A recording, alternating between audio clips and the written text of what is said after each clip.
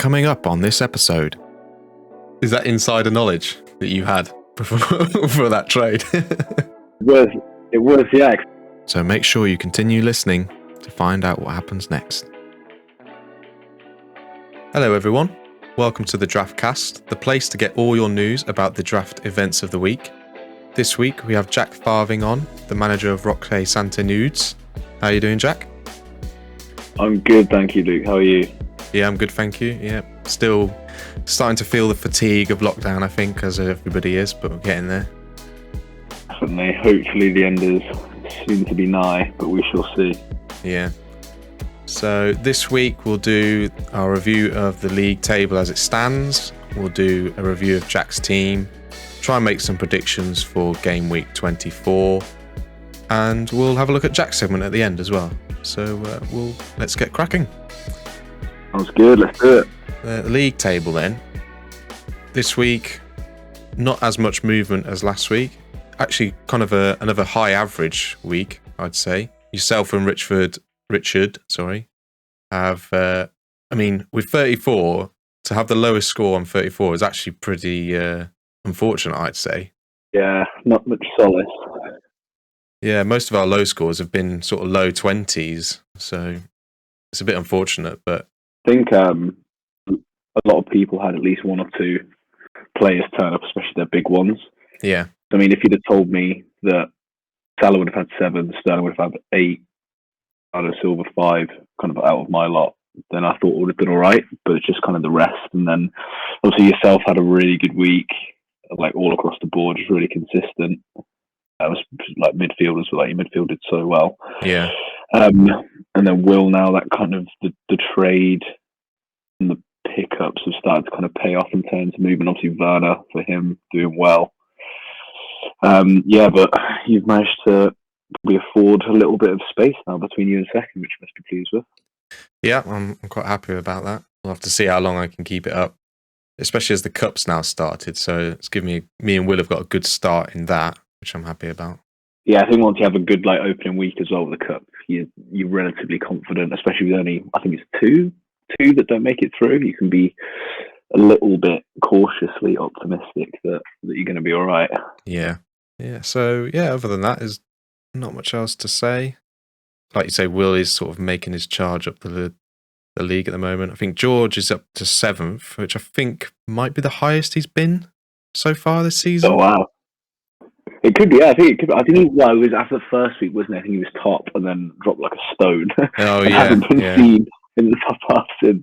He's been struggling to get back up, but hopefully this could be the start of that push, so we'll see. It's coincided with Arsenal starting to do a bit better, more consistent. Yeah, definitely.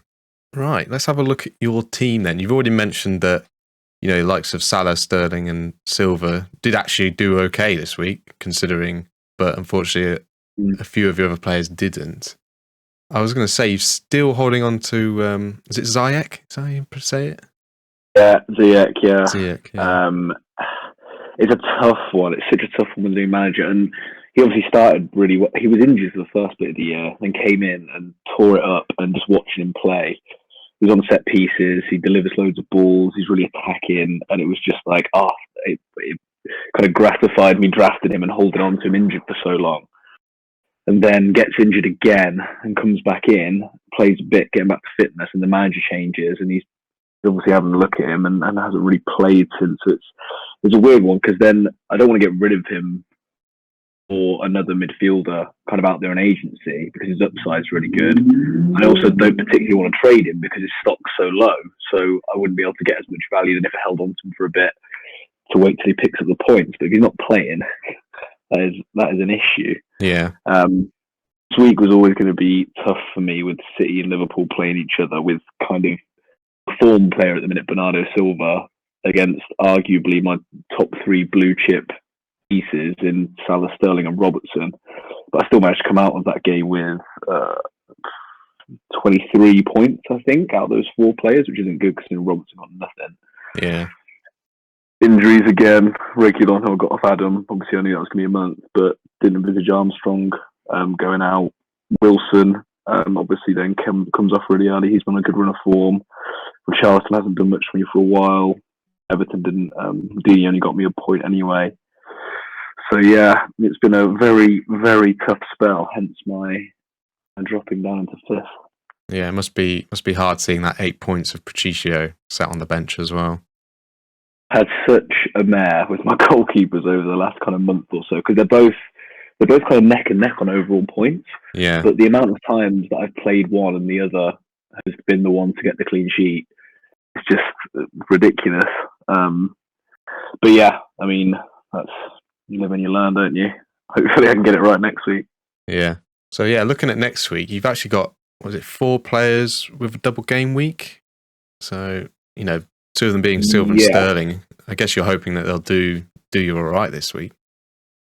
Yeah, I'm hoping so. Obviously, then the issue is with Pep's rotations, but with Tottenham and Everton, the 2 big games, I'm hoping they just sticks with the form team and the best players. Obviously, Sterling playing the Cup in the week wasn't great because they've got another 2 games straight after. He might rest him for 1. But I think they have Man United the week after that as well, which is obviously a huge game. So they're not going to want to drop any points before that. So I'm confident those 2 will both play at least a big role in them. Yeah. Beckford over Reed, obviously Everton, they've just shipped 4 in the week, so hopefully you can get something there. And then Burnley away, potential. And then, I mean, it's Richarlison's time now. Fulham in the first game week. He scored in the week. I really need to start scoring again because he hasn't done anything since he's been injured. But no, I'm much more confident with this game week last, and with my trade as well. We'll see how that plays out. Yeah, I was going to mention that next. Yeah, you picked up Harrison and Chilwell off James. Yeah, it's a tough one because obviously Deeney I really like, and he takes set pieces and he gets assists. Everton haven't been in the best run of form, not terrible, but not the best. And then Chilwell, who I had originally, I am confident he will displace Alonso eventually given time because Alonso was just cast out for so long and Chilwell is a very good player. And then Harrison as well is someone that I've thought for a while. Leeds look good again at the minute attacking, and he's almost a guaranteed starter for a team that generally creates a lot of chances. So even though Armstrong's done me quite well, Southampton are a bit of a mess, and I thought the gamble of Chilwell playing, but the upside of having Harrison over Armstrong was kind of too good to turn down. Yeah. But I know why James did it because Everton with a double game week this week, Southampton with the week after. So obviously he's picking up double game weeks off me there. But Harrison has a double game week next week. But it's an interesting one. It hinges completely on whether Chilwell makes back into the team or not. But obviously with my run of form, you have to pull the trigger on something really, shake something up.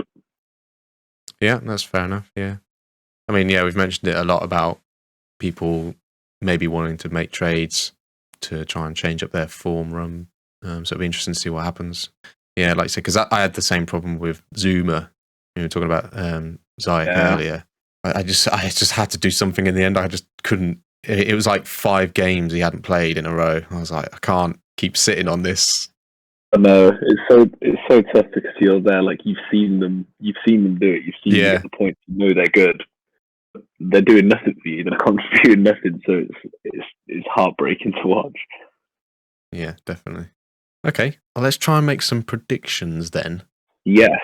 I'm not going to go with my wheel again this week. I'm going to try and do it properly. So I've gone for Will this week, I think. He's had a good week this week, and I think a lot of his team is based on everybody doing a decent performance. So I imagine he's going to have the same. I'm not sure if he had actually many doing a double game week, so that might not help him, but we'll see. He has Tarkowski for Burnley that does. Hopefully, obviously, 1 or 2 clean sheets there. I can see that. Laporte does, but whether he plays or not is unsure. Yeah. And is there one more? Lookman as well. I think Fulham have a double game week. So, yeah, that was one of the ones that I think that's not a bad shout, especially with his run of form. I'm hoping not, but those 3 that I looked at, I think Ads has a decent shout with City players. West Ham against Sheffield United, obviously they're on a good run. Villa as well against Brighton has a fair few Villa players, and Chelsea against Newcastle, so there's some good matchups for him. I think Rowe again comes on a good run. City players again, obviously double game week. Whether rotations pan out for him again, we'll see. But I think actually the one I've gone for, which I was surprised I didn't think I would be, is Lawrence. Okay. Because he has 2 West Ham defenders against Sheffield United.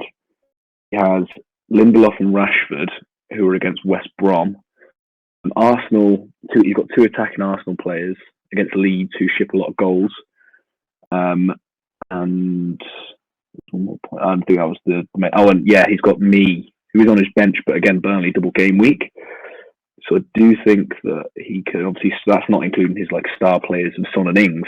But I think he has quite a good shout of doing well. Yeah, I went for there, but those were the 3 that I think that have a real good shout of doing well. And to be fair, I agree, Will as well has a good shot.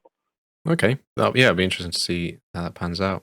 These double game weeks always make it a bit more interesting, don't they, with trying to see who's going to do better over that longer week. Yeah, it's interesting because a lot of the time double game weeks there's 1 or 2 teams that have 2 comfortable fixtures, but there's not really with this one. I mean, City, Tottenham and Everton, they're tough games.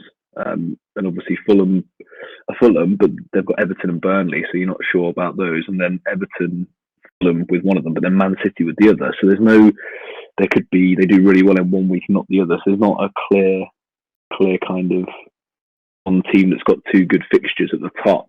So it'll be interesting. Yeah. Player to go for. I'll let you go first this time. I'm doing a healthy dose of wish casting here because I very much need this to happen. But I was looking at the double game week, obviously, because you kind of have to go down that route. And I think that he's on a good run of form. His team are obviously red hot at the minute. They've won, I think, 15 straight in all competitions, which is an English top flight record. I'm going with Sterling, my boy. Yeah.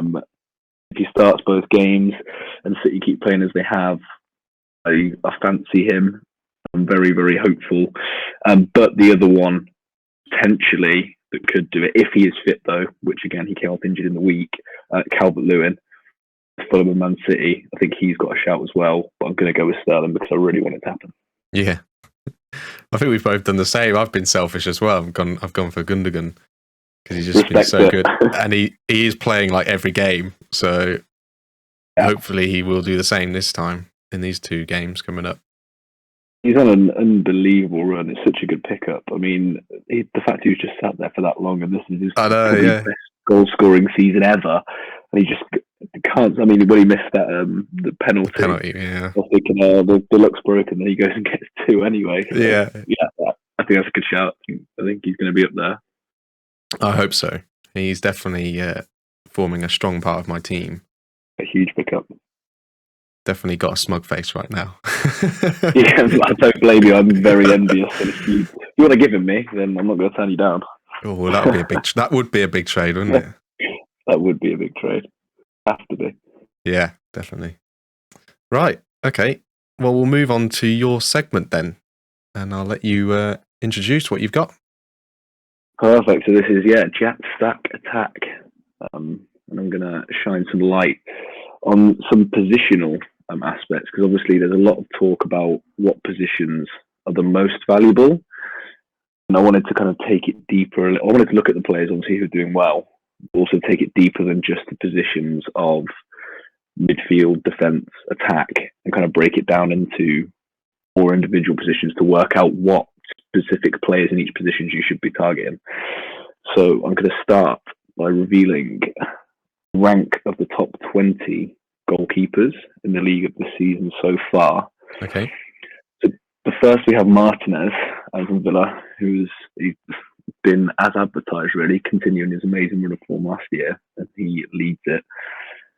And going into the top 5, I'm probably not surprised. I think maybe the order you'd switch around, but Pope for the saves he makes and Burnley's clean sheets is always up there.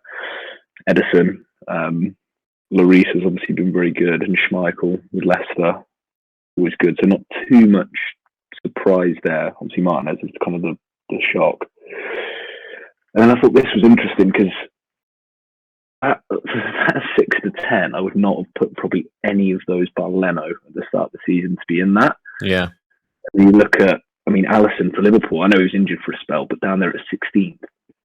which I thought was surprising. De Gea, you can see there, I was saying earlier about my goalkeepers being neck and neck, Patricio and Darlow, both there. I just get the wrong ones each week. And then Pickford, who obviously gets a lot of flack for Everton, down in the last place out of the top 20. And I've done 20 because obviously we have two goalkeepers on each side. Yeah. I think that like Ramsdale being down there's not a surprise. Johnston as well for West Brom, you kind of expect that. But yeah, Alisson, De Gea being down there I thought was interesting. I didn't expect that when I had a look. And yeah, Pickford at the bottom, not great. But yeah, so I added up the kind of total points and then also wanted to work out an average because obviously I want to work out how valuable each position is to everyone and kind of to show who you should be targeting. Yeah. And this actually surprised me because the total points 1,595, but the average is actually knocking on 80. And that is higher than I thought it would be. And you'll kind of see this as I go through. Yeah, so that's the goalkeepers. I don't know if you had any thoughts on those before we go on to the next position group. Not really. I think that 80 does sound about right. Yeah, so it puts you in the top 10 goalkeepers, doesn't it? I'm just quite happy that two of them are mine. So yeah, it definitely smarts a little bit that I'm just below average on both of mine. So it's pretty typical. Yeah. Yeah. So move on to next because again, so obviously we talk about defenders, and there's a lot of talk about what's more important to have. A lot of people say you have to have fullbacks. A lot of people kind of don't mind. And looking at our team is quite interesting because a couple, I think you might have 5 centre backs, whereas I myself have 5 fullbacks. And some people have an even mix. Some people have more than the other. Yeah. So they're going to be the centre backs, and the top one, not too surprising here, is Diaz.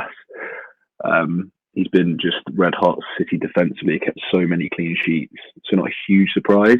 What is surprising is that the top defender is considerably lower than the top goalkeeper, which does surprise me. And moving on to the top 5, I mean, look at that. John Stones, who didn't play for the opening part of the season. Yeah. You have a Man City 1-2. Things again, it kind of rings true with the others because Martinez, if he's the top goalkeeper, that should suggest that one of the Villa defenders will be high as well. Ogbonna is quite interesting for West Ham. I think Maguire's expected to probably be in there, but what you're seeing there is interesting because they're all obviously good centre halves, but they're all the ones that seem to pop up with a goal here and there. Yeah. Corners. So it kind of shows highlighting the value of a centre back that can head in from corners and stuff like that, and that continues into the top 10. There's your boy Zuma, which must be very tough to see. Very tough to see. Oh, it's so frustrating to see him there, knowing that number isn't going up at the moment. No, exactly. And then Thiago Silva is injured. Bednarek, which again kind of was interesting because he's had a -7 point week, and yeah, I think he had the next own goal overturned. But think about where he'd be. I mean, he'd be in that top 5 if not. But yeah, Conser Dunk again. Villa showing good defensive stats. I mean, they're one of the highest clean sheet keepers in the league, so they've got 2 centre backs in that top 10. But it evens out here. If you can kind of see, there's only 3 points between kind of the 10th goalkeeper and just a little bit more depth being shown in the centre backs, which is kind of what I expected to see after being surprised at the top. And then yeah, I've done it to 30 here because obviously it's a bit tougher to work out, but you either have 3 or 2 centre backs. Well, you could have 5, but I've done all the rest positions as kind of like 3. Yeah. Because obviously you only have 2 goalkeepers, but yeah, I mean, not loads of surprises in the rest. I mean, the one that stuck out to me at 2 was Cody and Bolly. I know they've both been injured, but obviously Wolves defenders were such a high sought after commodity at the start of the year because they kept lots of clean sheets, and then this year they just haven't. So surprising to see them so far down. But apart from that, yeah, it kind of stays the same as it goes through compared to goalkeepers. So obviously there's more depth down to 20, but it does drop lower down to Veltman at the bottom. So then for the total points, and again, this did surprise me, 2005 total, but for an average then of 66.83, that's a considerable jump. between kind of like the goalkeeper average and centre backs, which again I would have said that centre backs, because of the clean sheets and the likelihood of them potentially scoring a goal, would be higher. But alas, I was wrong. Yeah, it seems like maybe the goalkeepers have had more save points this year, maybe. Yeah, definitely. I think that's something that, and again, it will kind of show as I go through, but maybe something that's underrated, because I've definitely been someone that says that almost don't worry about the goalkeepers because they're not particularly valuable when compared to the other. You should obviously put your draft stock in other things. Yeah. But I mean, between that and centre backs is such a big jump. And then I'll kind of go straight on to then fullbacks, which obviously myself am a believer, and I know a lot of other people are, that you're much better to have fullbacks than centre backs because obviously they get forward more likely to have assists. A lot of them can be, because they spend a lot of time crossing, can be set piece specialists. And yeah, so the top defender, which did surprise me, is Cresswell from West Ham, who I believe Bear has, who's had a really good year. And you can see that there's quite not as big as a goalkeeper, but quite a big difference between that and the top centre half. But again, lower than a goalkeeper, which I thought was very surprising. The top five, not as surprising. Dallas is a bit of a cheap one because he's technically a midfielder, but he's obviously listed as a defender, so I classed him in the fullback category. Robertson, Cancelo, if you'd have been told he would start as many games as he did, you'd probably say he'd be up there. And Justin, again, the same thing. At the start of the year, you might not have thought it, but because of Pereira, but with Pereira injured, he's been really good. So not loads of shocks there. But you can see that the fifth is kind of much higher than the centre halves, which is kind of expected, I thought. And then into the 10s again. This is the drop-off's actually quite sharp though. So again, the 10 is then even to the centre halves, which surprised me. I thought it'd be more depth. Chilwell up there again, someone that's not playing, but it's kind of holding on to go. And another West Ham fullback in there, which kind of showcases how good they've been. And two Villa centre fullbacks as well. I thought that was an interesting top 10. Kind of what I expected, I think. There wasn't too many shocks in there. The rest, I mean, the main surprise at the start of the season is obviously Trent down there. Trent has the same amount of points as Rob Holding, Keane, surprisingly Alisson, but I mean, if you'd have said that Areola, the Fulham goalkeeper, would be on more points than Trent at this point, if you'd have said that Bednarek could be on more points than Trent, I mean, there's so many. He was taken, I think, as Tolly's first pick, which is obviously not what you want to see. And then, so obviously Digne down there, I thought it would be a bit higher, but I know he's been injured for a big spell. But it's quite strange that it works out exactly even in the 30th and 30th, so the lowest one is exactly the same. Yeah. They actually drop off probably a little bit quicker than centre-backs, which did surprise me. But then the average itself is not as much as I expected, but it's higher. I was very surprised that average is lower than the goalkeeper average. Because obviously you assume that your fullbacks are going to be the ones that get you your most points from defenders, and they have over centre-backs, so I would never have kind of expected them to average more than the goalkeepers, if that makes sense. I know there's slightly less. It's still surprising to me. I don't know if there's any fullbacks or anything in there or anything that caught your eye.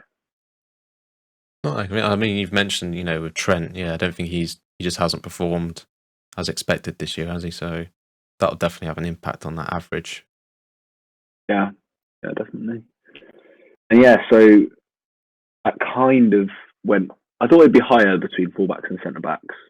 I thought that they would perform a bit stronger, but there's only kind of a 3-point difference in it in that average between the 30s. Yeah. So central midfielders, and obviously this varies because you have attacking centre midfielders, you have centre defensive midfielders, but again took 30. Fernandes, obviously, at the top, the league's top point scorer. Not overly surprising at all, but it shows that the right centre midfielders can be super important. I mean, Souček being the second highest scoring central midfielder, that really caught me by surprise. I know he's done well, but for a West Ham centre mid that probably no one blinked twice at the start of the year, for him to be in that top 5 is pretty crazy. Obviously, your boy Gundogan, listen, and then your other boy Ward-Prowse. So central midfielders making you look very smart there. Well, not really. I had Souček for a bit as well. I put him into free agency, so one mistake there. But yeah, no, I'm happy to see those two up there. I mean, so such a weapon from set pieces, almost like a centre back that seems to be even more prolific, and it's hard to kind of gauge whether he's just had an unreal purple patch or this is what he does. I mean, he did quite well previously. Yeah, I did not expect him to be second in that top 10. Obviously, he's been injured for a while, but De Bruyne, who's someone that you thought would be in that 1-2 spot, probably won.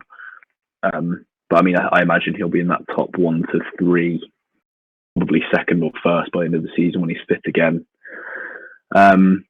Mount, Tielemans, not overly surprising. Tielemans a few years ago was a good goal scoring centre mid, but last year wasn't quite as good. But he's back there when Leicester are doing well. Yeah. Then you can see Jorginho's in there predominantly because he's one of their penalty takers. Then Klick as well, penalties, spots with a few goals, and Mount, a good attacking midfielder playing for a good attacking team. Yeah, not too much there that surprised him. This Solly March being very high up did surprise me. Well, so we've got McTominay as well. One of you, he's been in good form for you.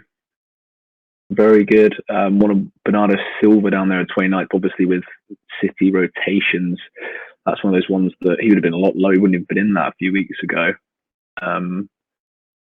Yeah, not loads that surprising. I think Pogba and 50 is someone that probably could be higher, but Ashley Westwood at 20. I didn't expect him to probably be in that top kind of like 20 to 25.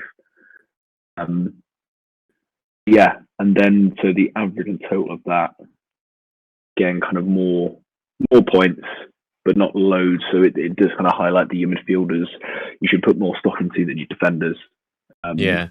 Not obviously by loads.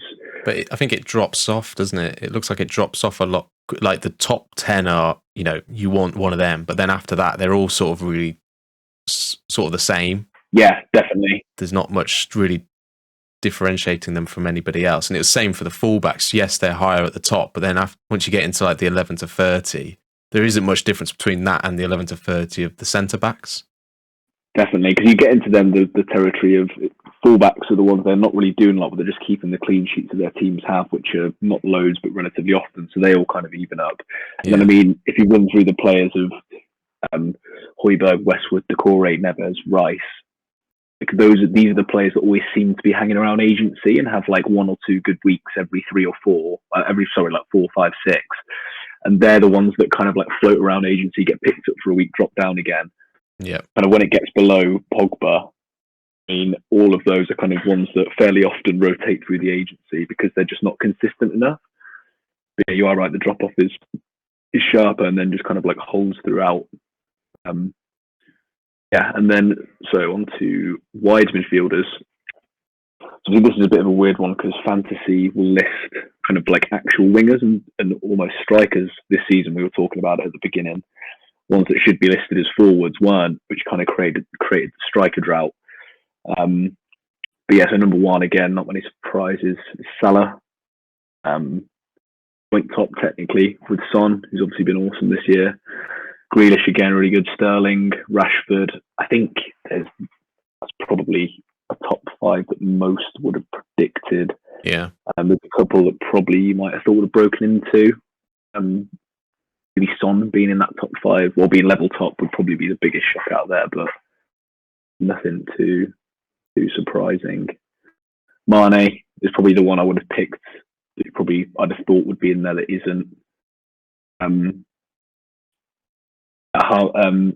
Barnes as well for Leicester. He's had a good year, surprisingly good year. And there's Harrison at 10 as well. Even Barnes, Harrison and Neto are probably a bit of a shock to be in the top 10. But yeah, so that you can see already though the difference in the depth. I mean, by far the top 10 is like the strongest position out of all of the rest. Yeah. considerably clear. I mean, again, weirdly enough, the next highest is the goalkeepers of the 10 kind of, but yeah, way clear. And again, you can see kind of how deep it goes because Bowen, Saka, Foden, even then, like Fornals, Trossard, Rafinha, not as reliant on. But you can see how deeper it goes. I mean, it doesn't drop below 60 until 27, which obviously, like, fullbacks drops off at 20, 21 to central midfielders. So you can see how deep wide midfielders are, hence a lot of the strikers being put down into wide midfielders, and that's probably what's caused that depth. Yeah. The one big shock for me was obviously Aubameyang, who was so good last year, scored so many goals, down there at 20th, which is not what George would have wanted when he drafted him. And then, so that's kind of touching on my trade. I was actually doing this yesterday when I accepted the trade, when I saw it in my inbox, because I was kind of like, I don't really want it. And then looked at this and saw Harrison, who I'd fancied in 10th, and Armstrong down at 25th. Yeah. And immediately pressed accept. Is that insider knowledge that you had for that trade? It was, yeah, because I opened it and the trade was just sat there. I was like, it's not too bad, I'll have a think on it. And was doing this segment and then saw that, and obviously this isn't taken into account injuries of games played and stuff, so it can be slightly misleading.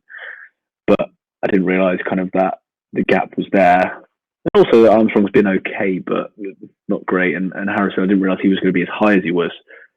I mean, with only Neto, Barnes, Zaha, Mane, Rashford, Sterling, Grealish, Son, and Salah in front of him, I think that's what tipped me over the edge. But yeah, not too many surprises there. I just think the depth, really. I mean, yeah, you compare the bottom keeper of Pickford at 50 to 20th. If you just said that the 20 top positions, that kind of Pickford would be on the level of Aubameyang at the start of the year, that would have been laughed out of the place, I think. But yeah, in terms of the total points average, just considerably higher than the rest. Even with obviously the goalkeepers having the only 20 and the kind of like boosted average from that. I mean, 85 is just, it's 13 clear of the next highest outfield position. I think that's probably what a lot of people would have expected at the start of the year. But I think it's just interesting to see that there is just like that big gap. Yeah, it's big, yeah. But I think you're right. I think it's sort of expected, isn't it, from those players that you've on that, especially in the top 10. Yeah. Well, mine probably not expected, like you say, from Harrison and Neto, but, some big names up there. Just the depth. So deep. I mean, even Traore at 21 for Villa, that's been a bit of a surprise package this year, and like James Rodriguez down at 22. And these are all players, especially like James Rodriguez, if you were offered in a trade, you'd want, or you're offering in a trade, you'd want quite high value for. And I mean, they're sat down at the 22 in this kind of table and stuff, so it showcases how important they are, but also as well kind of how many there are, which kind of puts an interest in. There's not many strikers, so you're really reliant on them, whereas wide midfielders, it shows that you can kind of, these players will probably float through agency at one point or another. I mean, Eze's been there, Pereira's been there, Traore has been there, Lookman, Almiron. So there is value quite deep down, and that's probably the one place that you can afford to. Everyone wants the really top end wide midfielders, but there is actually depth to be found and still get quite a few points from, which I thought was interesting. But yeah, so on to the strikers, the last one. Up is Harry Kane. Again, not too many surprises there. He's been unbelievable this season. The top 5 did surprise me. I mean, I wouldn't have predicted this at the start of the year. Bamford as the second top. Albert Lewin again before this year hasn't been a big goal scorer. That was a big surprise. Vardy would expect to be up there. And Callum Wilson as well, for a team that doesn't score a lot of goals and isn't very good, to be one of the top 5 strikers. Looking at that, it surprised me. Then you dig into the rest of the strikers and you realise that it's not all that surprising at all. I think it's interesting that the top 5 strikers slightly above wide midfielders, because obviously midfielders get higher for clean sheet points and stuff like that. So that was quite interesting. Yeah, so Watkins, Firmino at 7th, Werner down at 8th. God, look at that drop off. Yeah, look, that drop off is just really, really crazy, and it shows you how important it is to have strikers. Because again, what we're saying at the start of the year, there really isn't loads of good ones. Ings without injuries, to be fair, that's a bit skewed because he'd be right up there for the games he's played and ratios. Jay Adams, huge surprise that he's ahead of point score on Ings. I know with injuries as well, but he was someone that was hardly picked up by anyone last year. He's now in the top 10 of the strikers, above a fair few of the main ones. But yeah, and you'll see the drop off now is pretty crazy. Yeah. I mean, 13th is where it drops below 70. And then after that, it falls off a cliff kind of around kind of 15, 16. Someone like Abraham, he doesn't play or start all the time, is sat there on 13 within that top 20 quite comfortably. Quite surprising. And then, yeah, if you like, I mean, Grant down in that 30th at 37 points. Just it's interesting. It shows you how important they are because that's by far and away the lowest when it's down there at the bottom. So it just shows you've really got the 16 maybe are options you'd want. I mean, it really bothers me that Richarlison is lower than Goldrick and Deckled over Reed. That really does bother me.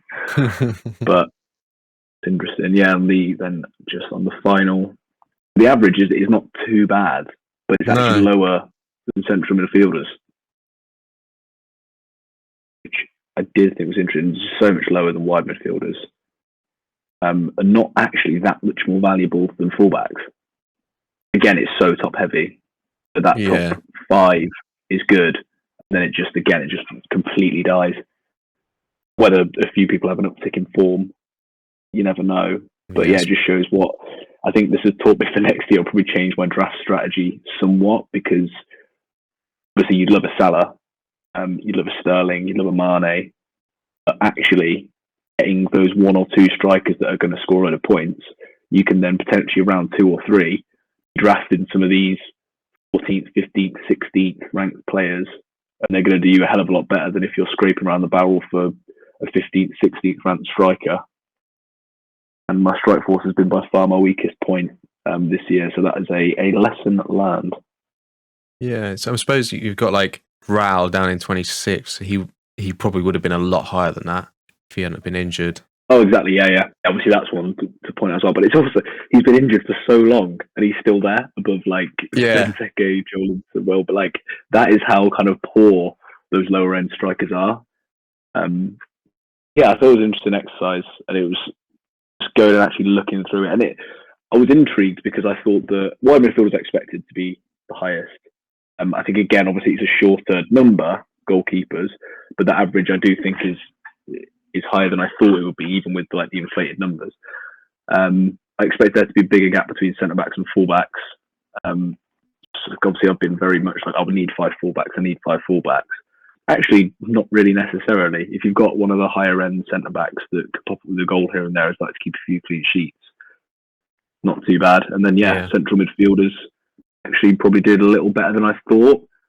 I do think that your top end ones of those, like your Fernandez's, Souček, Gundogan's, kind of paper over the cracks of those middling lower down ones that aren't really much of a differential. But yeah, and I don't know if you have any kind of final takeaways from that. No, it's really interesting. I think as an exercise, I don't think we've had something like this before. Looking at the top 30 for each, and breaking it down into further, like you say, the midfielders is just all in one, isn't it, in the actual game? But looking at it between the two, the central and the wide, it's quite interesting. Something I've always had preconceived notions on who is the most valuable, just based on your own kind of play in the game and looking at who's scoring week to week. But to see it in kind of actual empirical form is quite helpful. But yeah, that was Jack's stat attack at the end of my segment. Brilliant. That was really good. Thanks for doing that. That's no problem. Hopefully that should spark some conversation, some good conversation at least. Yeah, definitely. I think that a few people have a few things to say about the players that are in respective positions. And again, it is slightly misleading because it doesn't take into account injuries or anything like that.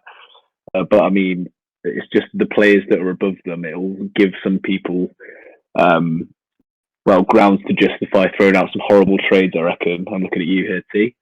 I have a feeling he'll be sliding into George's DMs for Aubameyang, offering someone that's on around the same place in a different position. But yeah, I look forward to seeing some very horrible trades in my inbox for some of my underperforming players. Yeah, it's get people thinking more about who they want in their team, isn't it? I suppose, like, people like myself who've got a lot of centre backs aren't actually, although most of the ones I've got are at the top of that table. There's a couple which I probably could get rid of and try and get someone from one of the other streams which has a better average. So interesting. Yeah, 100%. And I think, it literally informed me to make a trade last night. So hopefully it can rejig the trade market a bit and have some people trying to rethink their strategies, especially those in the bottom half. Yeah, we shall see. Yeah. Thanks again for doing that, and good luck for game week 24. And to you. Thank you. Good luck to everybody else. And I think we'll finish there. So remember to like the video, subscribe, comment, tell us what you'd like to hear us talk about next time. And this is the DraftCast. Remember, draft is life. See you next time.